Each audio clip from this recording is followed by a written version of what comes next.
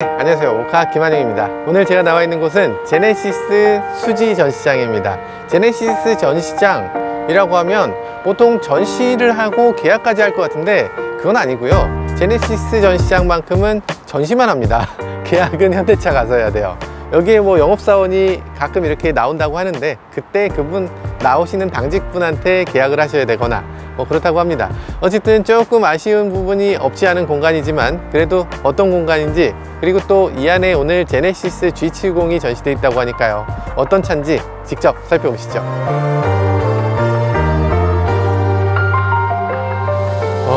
진짜 멋지네요. 세상에. 와, 이런 공간 정말 럭셔리의 끝입니다. 진짜 럭셔리의 끝은 이렇게 공간을 아무것도 안 하고 내버려 두는 거죠. 세상에. 걱정이 많았잖아요. 여러분들 걱정 많이 하셨던 것 같은데 실제로 보니까 제 걱정이 너무 지나쳤다 라는 생각도 들어요. 깜짝이야, 아니 이게 어떻게 괜찮을 수가 있지? 이게 사진으로 봤을 때 그렇게 사진빨을 안 받는다는 BMW나 이런 차들하고 비교했을 때도 더 사진빨을 안 받았던 것 같아요. 물론 기존의 G70이 워낙 예쁘기도 했고 G70이라면 스타일리시한 자동차, 그런 생각이 있었는데 그런 자기가 원했던 것들을 좀 망가뜨렸다, 이런 느낌은 받을 수 있을 것 같아요. G70에서 좋았던 점을 왜 버렸는가, 이런 아쉬움은 있는 것 같은데 생각보다 괜찮죠. 생각보다 괜찮아서 깜짝 놀랐습니다. 이게 비율이 좋았구나. 원래 제네시스가 워낙 비율이 좋았기 때문에 여기에 몇 가지만 좀 이상하다 싶은 면이 있어도 전체적으로 밸런스를 잘 잡아주는 것 같아요. 워낙 전체적으로 예쁘니까. 그럼 앞부분부터 한번 상세히 살펴보도록 할까요?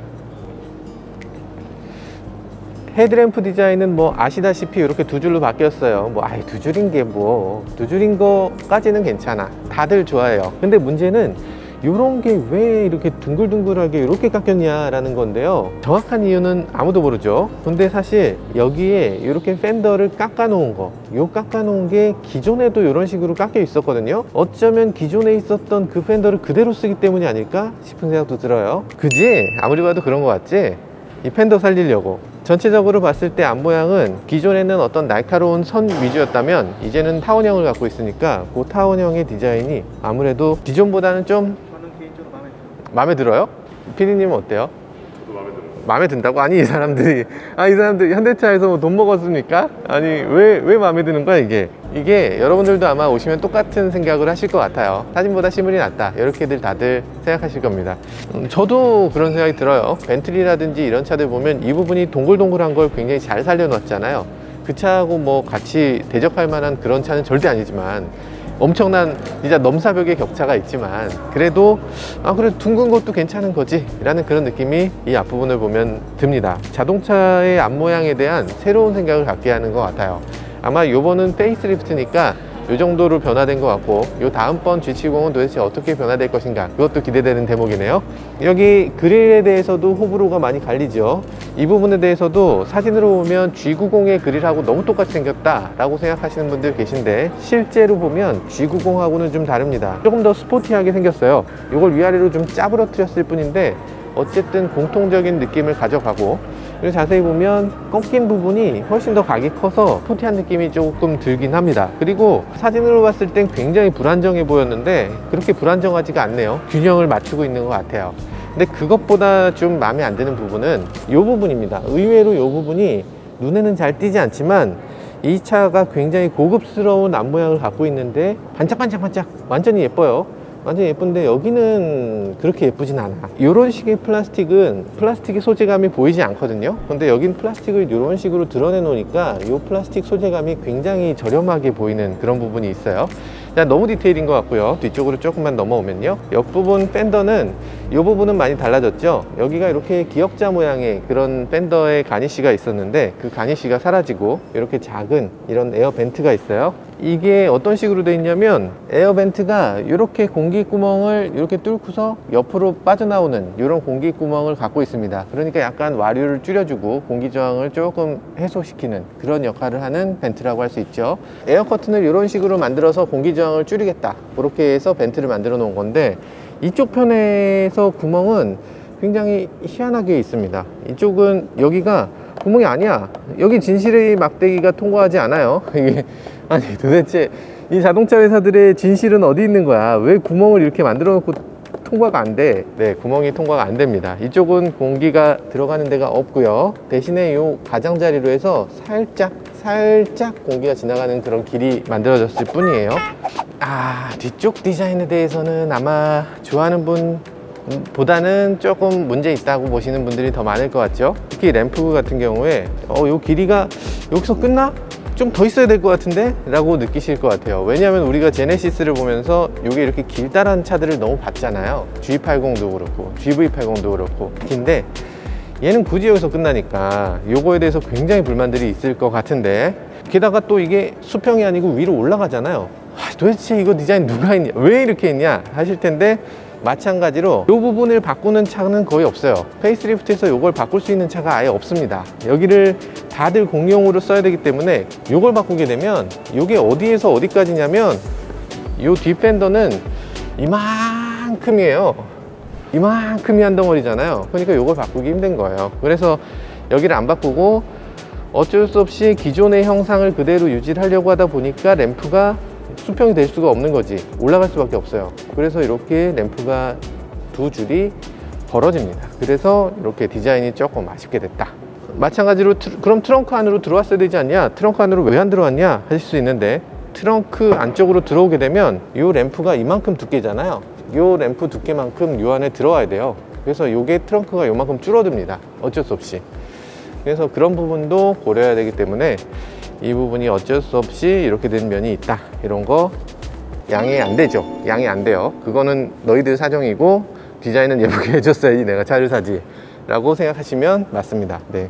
뒤쪽에서 봤을 때 여러 가지로 독특한데요. 램프 구성도 독특하고, 이 머플러가 이렇게 가로로 이렇게까지 독특한 비율의 타원을 머플러에다 쓴다?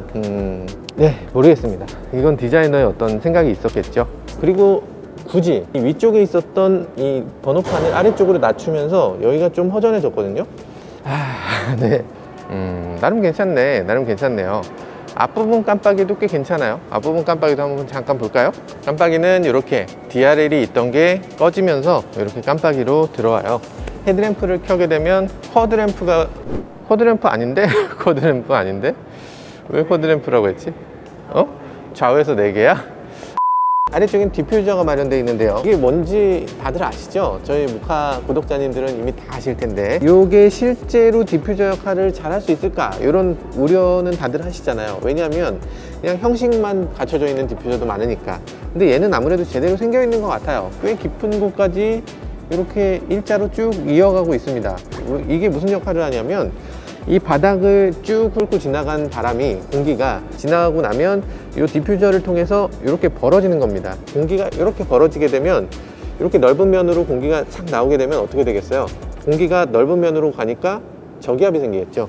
그러니까 이 아래쪽으로 다운포스를 만들어내는 역할을 합니다. 유리로 지나가게 되면 차가 이렇게 아래쪽에 눌러져요. 후륜구동 자동차들은 여기 눌러지는 게 필요한 거죠. 왜냐하면 가속할 때 뒷바퀴를 눌러줘야 되니까. 이쪽 트렁크 리드도 이런 식으로 잘 보면 이렇게 깎여서 다운포스를 좀 더 높이는 형상으로 돼 있어요. 다운포스를 높이는 형상이면서 동시에 와류를 끊어낼 수 있는 형태. 여기서 이게 그냥 둥글게 돼 있으면 거기서 또 와류가 생기면서 저기압으로 차를 뒤에서 잡아 끄는 힘이 생기거든요. 그래서 이렇게 똑 분질러트리는 그런 형태로 디자인이 되어 있습니다.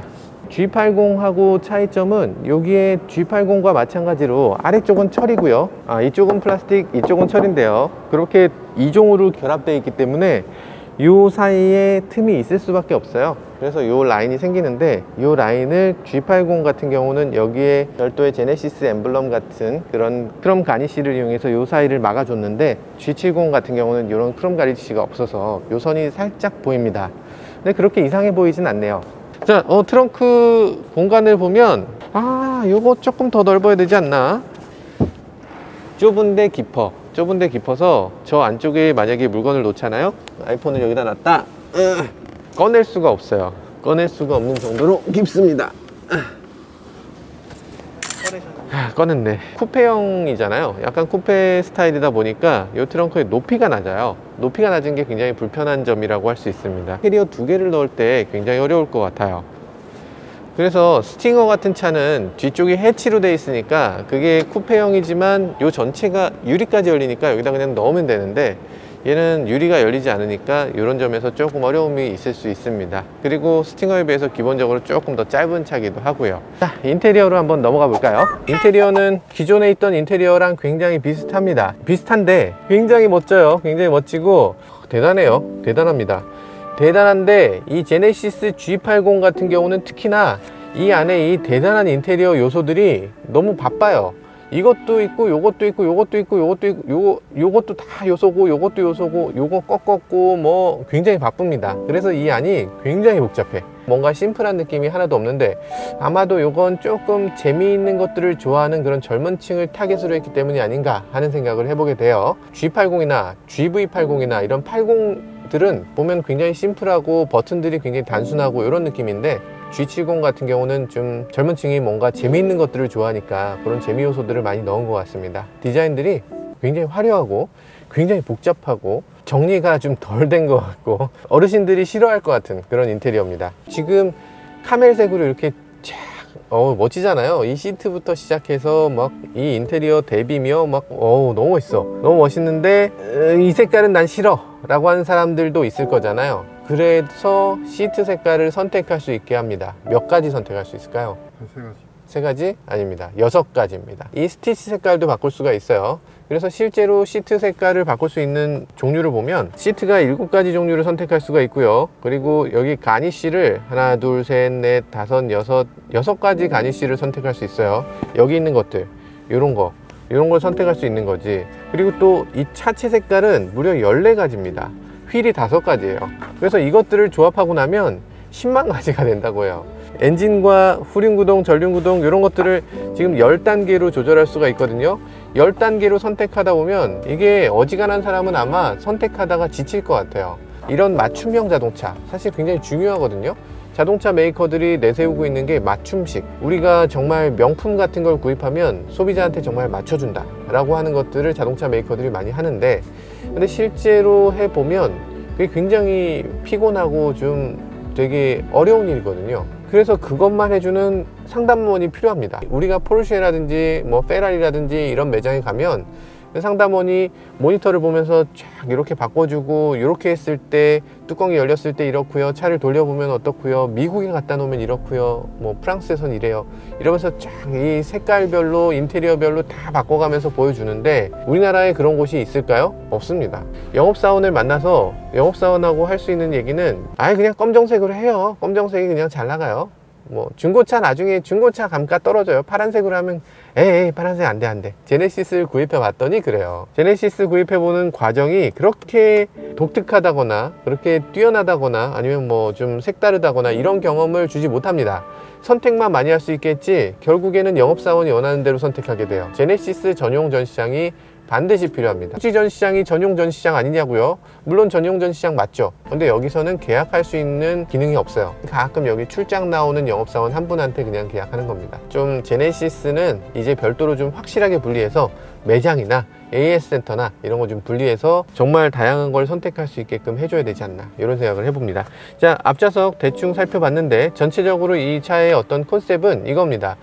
가장 역동적인 스포츠 세단, 제네시스가 추구하는 게 바로 그거였어요. 그래서 정말 역동적인 스포츠 세단이냐 놓고 보면 뭐 그런 거 같기도 합니다. 그런 거 같기도 해요. 인테리어 조합을 어떻게 하느냐에 따라서 정말 역동적이 될 수도 있고 정말 품위 있는 그런 인테리어가 될 수도 있을 것 같아요. 완전히 맞춤형으로 내 차라는 생각이 들 때 그 만족감은 훨씬 클 것 같네요. 장점만 있는 건 아닙니다. 인테리어에 아쉬운 점이 굉장히 많아요. 뭐 예를 들면 하이패스 룸미러, 요건 좀 굉장히 아쉬운 지점이네요. 이 테두리 너무 불편하게 느껴집니다. 요게 좀 얇았으면 좋겠어요. 요즘 들어서 제네시스를 비롯해서 진짜 소렌토도 테두리가 얇은데 요 하이패스 없어져야죠. 왜냐하면 이 차는 특히나 앞유리가 작아요. G70 같은 경우는 앞유리가 지금 한 뼘 조금 넘는 정도거든요. 한 뼘하고 요 정도 남는 정도. 이 앞유리가 굉장히 누웠고, 그래서 이 공간이 얼마 안 되기 때문에 요 룸미러가 지금 가리는 영역이 엄청납니다. 유리창의 절반을 가리고 있어요. 그래서 남은 공간은 요만큼. 이 개방감이 너무나 작게 느껴지는 거죠. 너무 작은데 룸미러는 어떻게든, 딴 차는 안 바꿔줘도 되지만 이 차 G70만큼은 꼭 바꿔줬어야 됩니다. 룸미러가 너무 가깝거든요. 자, 어쨌든 인테리어에서 많은 부분은 기존과 비슷하지만 그 인테리어의 요소들을 많이 바꿨다, 조금 더 커스터마이즈를 자유롭게 할 수 있게 만들었다 라는 점이 큰 차이라고 할 수 있습니다. 뒷좌석으로 넘어가 볼게요. 뒷좌석에서 우리가 G70을 타면 항상 제일 먼저 하는 얘기가 좁다는 거였죠. 실제로 좁은가? 네, 좁아요. 좁은데 아늑한 느낌도 있네요. 약간 이렇게 바구니 의자에 앉은 것 같은 기분이 살짝 들어. 몸을 이렇게 감싸주네요. 뒷좌석에 앉았을 때 이 발 공간이 앞좌석 시트 밑으로 안 들어갔었거든요. 근데 이제 시트 밑으로 들어가네요. 요거 안 들어갔을 때 정말 와, 이걸 어떻게 해야 되나 싶었는데 이젠 들어갑니다. 어쨌든 발이 들어가기 때문에 이전보다는 조금 더 여유 있게 느껴지기도 해요.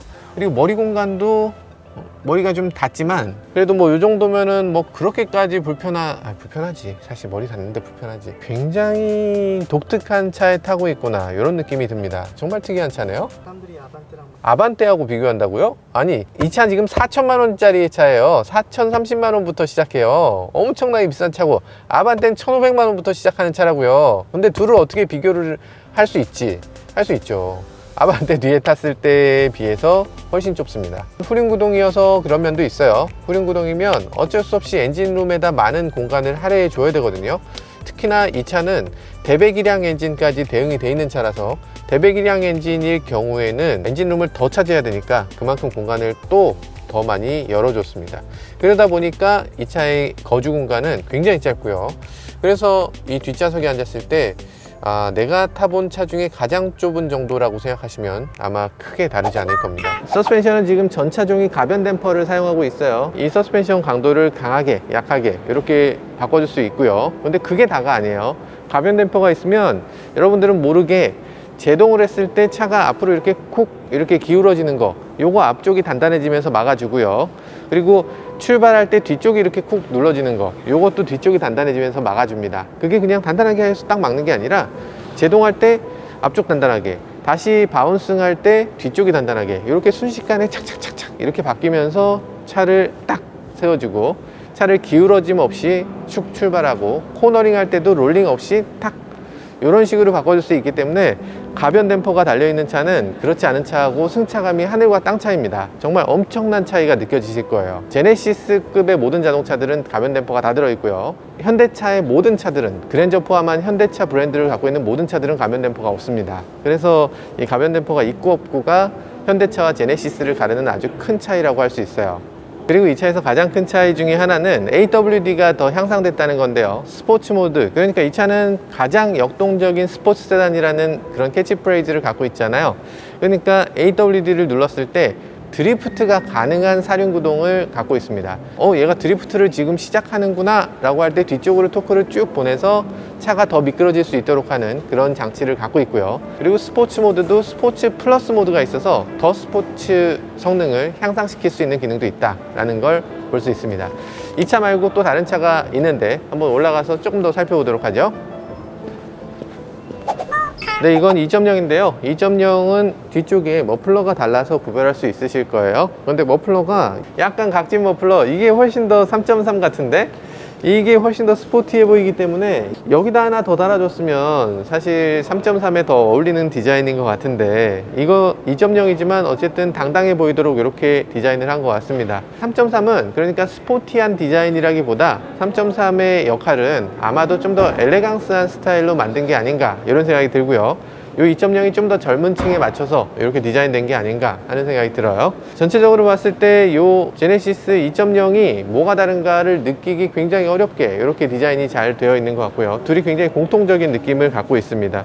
휠 같은 경우는 자유롭게 선택하실 수 있으니까 이게 2휠이라고 해서 2.0이라거나 3.3이거나 이걸 구별하기 어려우시고요. 괜찮은데요? 저는 이런 디자인 괜찮은 것 같은데요. 2.0이 스포티어한 느낌인데 이런 휠은 약간 좀 스포티하다기보다는 좀 엘레강스한 느낌으로 이렇게 만들어져 있네요. 이 차는 2.0이니까 엔진룸을 살짝 열어서 보여드리도록 할게요. 어쨌든 지금 이 차는 2.0L 엔진을 장착하고 있고요. 그래서 엔진 크기가 상대적으로 좀 작고요. 이 정도 되면 엔진룸 양쪽으로 공간이 꽤 남아서 이 정도면 WC 본도 넣을만 하겠구만 이런 생각이 드는데, 지금 3.3 V6 같은 경우에는 이게 이렇게 돼 있어서 이 공간이 빠듯합니다. 그래서 어쩔 수 없이 얘는 제네시스 중에서 유일하게 맥퍼슨 스트럿을 그냥 쓰고 있어요. WC 본을 쓰지 않고요. 그런 것들이 있고, 그리고 공간이 지금 굉장히 많이 남거든요. 한 뼘 이상 남아요. 아마 제네시스 G70에 이렇게 공간을 많이 남겨놓은 이유는 아마도 디젤 엔진이라든지 이런 뭐 바뀌는 친환경 규제라든지 이런 것들도 다 고려해서 이렇게 넉넉하게 공간을 뽑아 놓은 것 같습니다. 브레이크도 지금 보면 여기에 진공 배력 장치, 그러니까 하이드로백을 별도로 갖고 있는 브레이크 시스템인데요. 요즘 제네시스들은 이 하이드로백이 없는 다이렉트 방식의 그런 브레이크를 사용하고 있는데, 얘는 아마 하이브리드를 고려하지 않아서인지 이렇게 하이드로백이 별도로 마련되어 있는 약간 구형 방식을 사용하고 있어요. 이쪽에 보면 요즘 들어서 한창 이슈가 되고 있는 부분이죠. 이 냉각수가 무슨 색깔이냐를 가지고서 얘기가 많이 되고 있는데, 그 전까지 초록색 냉각수였잖아요. 그런데 요즘 들어서 초록색 냉각수 너무 싸구려야 분홍색으로 바꿔 라고 하는 얘기가 나오다 보니까 그런지 요즘 제네시스도 그렇고 이번에 코나 페이스리프트도 그렇고 이렇게 분홍색 냉각수로 바뀐 걸 볼 수가 있습니다. 큰 차이는 아니에요. 큰 차이는 아닌데 어쨌든 최신 유행이 분홍색으로 바뀌고 있다. 둘을 섞었으면 절대 안 된다 라는 거고요. 타워바가 있는데, 스트럿 타워바를 하고 나면 에어클리너를 지금 열 수가 없어요. 에어클리너 필터를 뺄 수가 없는 구조로 돼 있는데, 엔진으로 들어가는 에어 필터를 갈아 끼는 게 이게 만만치 않아 보입니다. 이게 공간이 너무 넉넉하니까 이 안에 있는 부품들이 다 보입니다. RMDPS를 사용하는 게 보이는데 모터가 이만하네. 와. 바닐라 베이지 스모키 그린 인테리어의 투톤인데요, 아주 멋지네요. 지금 봤을 때는 아닌가? 옵시디앙 블랙하고 샌드스톰 그레이 투톤인가? 바닐라 베이지 같죠? 이게 지금 무슨 색깔인지도 잘 모르겠어요. 그러니까 이게 제네시스는 구입할 때부터 많은 사람들의 도움이 필요합니다. 지금 봤을 때 이건 바닐라 그레이 색깔이고요, 샌드스톰 그레이는 아니잖아. 그래서 이 바닐라 그레이랑 요게 지금 검정이 아니라 초록입니다. 이 초록이로 보여요? 나 생맹이야? 나 생맹이야? 녹색이라고 그러고 보니까 녹색 같아요. 지금 굉장히 예쁘죠? 이 조합도 굉장히 예쁜 것 같고, 제가 봤을 때는 이 흰색이 아마도 금방 때를 탈 수 있을 것 같은 흰색인데, 아마 청바지를 입지 않는 분들에게는 꽤 좋은 선택이 될 것 같습니다. 차가 한 등급 더 고급으로 보여요. 무슨 뭐 인테리어의 이 시트나 이런 소재나 이런 것들을 보면 무슨 뭐 벤틀리야? 뭐 이렇게까지 화려하게 만들었어. 멋집니다. 그럼 다른 색깔도 한번 볼까? 다른 시트도 한번 봅시다. 아, 그래, 이거네. 이게 스포츠 패키지라고 하는데요, 이게 스포츠 디자인 컬렉션. 스포츠라고 선택하게 되면 그릴이라든지 이런 게 블랙으로 바뀌고요, 그러면서 차가 조금 더 스포티해 보이는 그런 면이 있어요. 그리고 이쪽에 와서도 휠 디자인도 야, 이게 훨씬 더 스포티하네요. 멋있어. 브렘보. 아주 멋진 그런 휠 디자인인 것 같아요.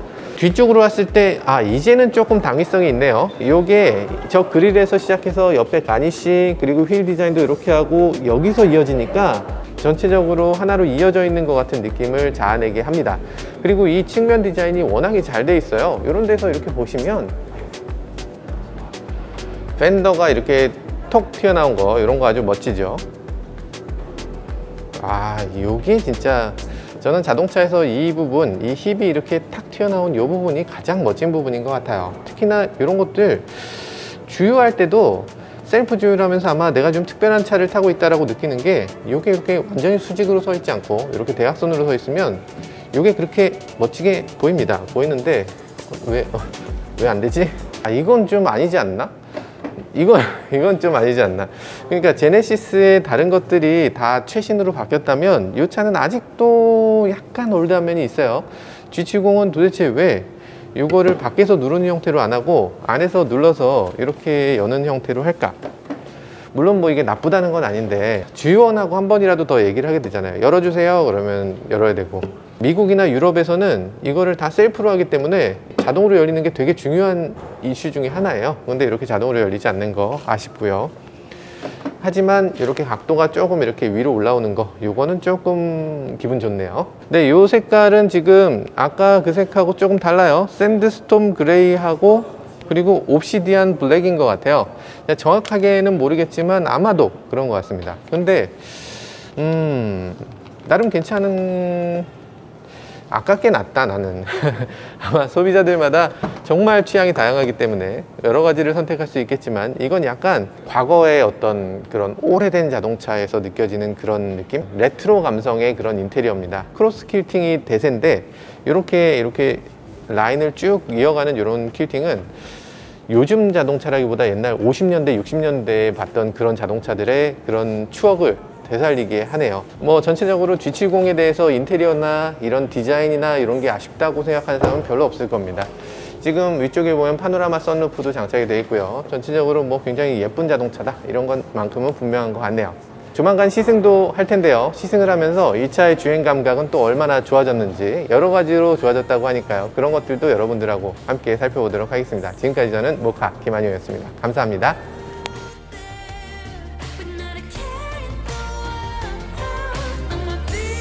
200명이요. 대박이다. 아, 5천이 저희 뭐라고요? 1000명이 빠져나갔다고요? 아니 지금 출연하셔서 1000명 빠져나갔대요. 네, 아 때문에? 네, 아무튼 1000명 오토캐스트로 오세요. 네, 오토캐스트 구독과 좋아요 해주시고요. 근데 어떠셨어요, 보시니까? 지금 처음 봤는데 지금 처음 보니까 첫인상이 어떠냐고요? 왜 바꿨을까 싶다. 아, 그렇군요. 그냥 기존에 그냥 그게 낫다? 차가 보통 항상 그렇지 않아요? 아, 항상 S클래스도 그렇고 옛날 거가 괜찮은 것 같기도 하고. 뭐 그럴 때도 있죠, 사실. 패밀리룩을 가게 되겠죠? 아, 그럴 수 있어요. 네, 그러니까 어쩔 수 없었다. 알겠습니다. 제네시 다음번에 영상에 또 출연해주세요. 우리 회사 오세요. 운전하면서 이렇게 하지 말라고. 갈게요.